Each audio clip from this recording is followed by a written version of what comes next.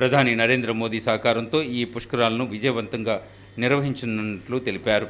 గోదావరి పుష్కరాలు 2027 సందర్భంగా తూర్పుగోదావరి జిల్లాలో దేవాదాయ శాఖ పరిధిలో చేపట్టిన అభివృద్ధి కార్యక్రమాల్లో భాగంగా ఫేజ్ 1 కింద రాజమహేంద్రవరం నగరంలో 6 దేవాలయ సంస్థల నూతన నిర్మాణ పనులకు శంకుస్థాపన చేశారు.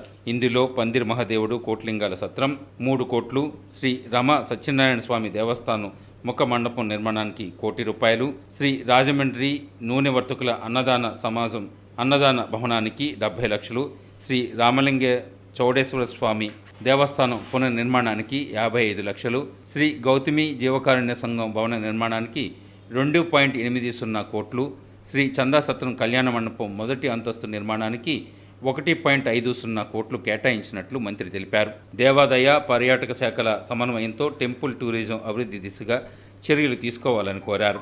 ఫేజ్ 1 కింద 9.55 కోట్లతో పనులకు శ్రీకారం చుట్టడం జరిగిందని చెప్పారు.